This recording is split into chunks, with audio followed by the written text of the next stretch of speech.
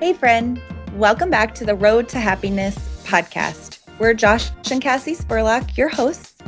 And today we're going to be talking about a challenging and interesting and often misunderstood topic, sexual immorality. We want to thank our counselor, Mike. We want to thank our sponsor, My Counselor Online, leading provider in faith-based mental health. So I'm really excited to talk about this topic because everybody is interested in this topic, right? Like overtly or secretly, there's something about this that we all find ourselves being drawn to. And I think it's because of the intimacy of the topic and because our God is an intimate God. And so I'm excited to jump into this. And why don't you kick us off, Josh?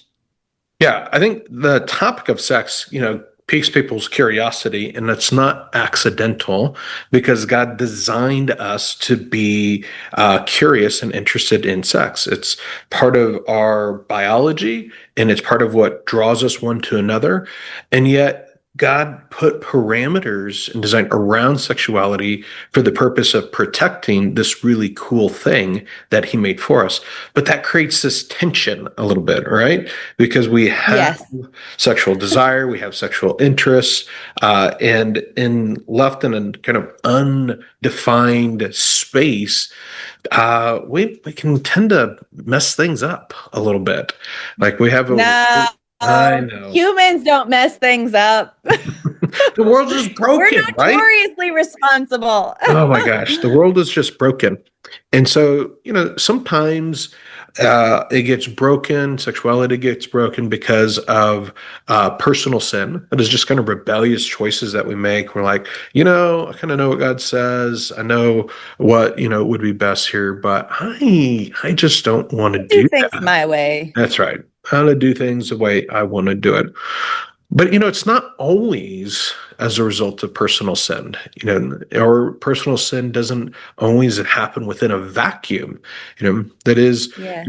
maybe you struggle with pornography, but you had exposure to pornography at a young age from family members or neighbors that out of state before you knew kind of what was what, you had this imprint in your mind, and it kind of set you up for struggles.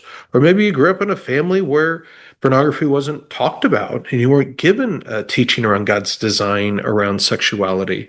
And so, your friends, your family, your cousins, whatnot, maybe practiced or participated or passed around magazines, and it became a part of your sexuality before you even had a alternative framework to work from. So there's this kind of impact of the sins of others and how that has impacted us. Or maybe there's been, abuse and you've been, violated in ways sexually that could have caused you to see yourself and see sexuality through a distorted lens. Like there's Yeah. a lot of different variables that can influence our sexuality and how we navigate our sexuality in ways that can distort God's design for sexuality. Yeah, it can make Fortunately, something that he intended to be very beautiful, very precious, such a good gift. It can color it with all these different lenses. yeah, the culture can color it in the way that kind of it communicates what sex is or supposed to be, or the fluidity of it, or that sex shouldn't have parameters around it. Like without Or you the choose the parameters, whatever yeah, feels you good to choose the you, parameters instead right of the to you. creator choosing the parameters around it. Like it just can get messy, but our God isn't afraid of mess, right? I'm grateful for that. Yeah, me too.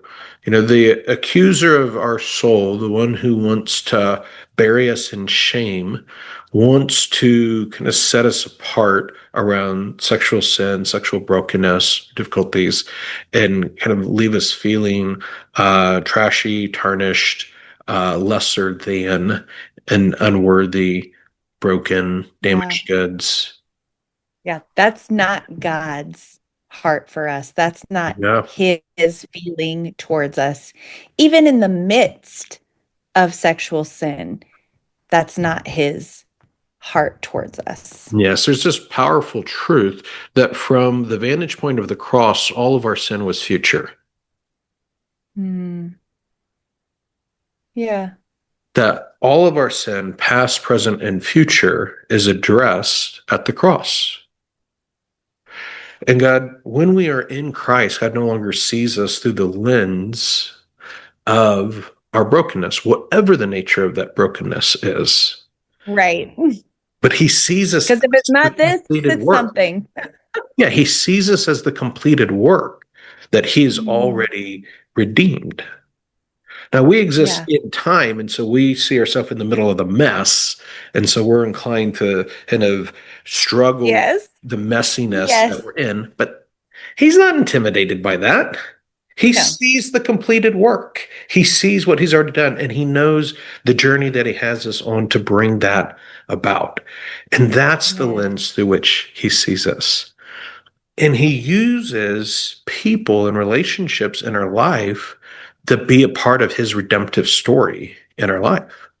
So, things I Hmm. love about being a therapist and getting to get in the trenches with people and get in the mess with them and sort through it and figure it out together and figure out how do we find healing around these things?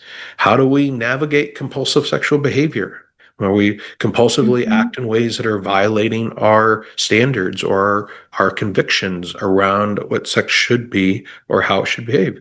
But we feel guilt, we feel shame around that, but we can't seem to stop.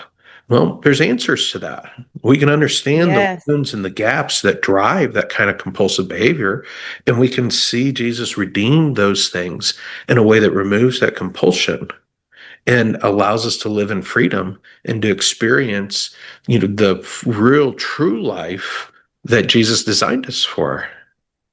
Yeah. And I just want to say to anybody that's listening or watching or reading, if this is something that you're struggling with, there is an answer. There is a reason. You're not hopeless. You are not shameful. Like it makes sense in the light of your story. It makes sense. And you don't have to be alone with it. And you don't have to be alone figuring out how to make sense of it and how to have power over it and how to get freedom and healing from the things that are weighing you down. There's books, there's mentoring programs, there's therapy available like that through my counselor online that can help you identify the struggle that you're facing, maybe the baggage that you bring in from previous experiences, and find freedom from that. So we just want to invite you that. We've had an opportunity to sit with so many thousands of people, our team. We care for about 1,000 families a month. And so we know that healing and freedom and transformation is possible. We want that for you. So that's our invitation to you. Lean in, find the help you need, experience the transformation that Jesus wants to have for you so that you can have the abundant life in all the areas of your life, including this sexual component of life. You can have victory, you can have freedom, you can have joy. Mm. We're cheering you on to that end.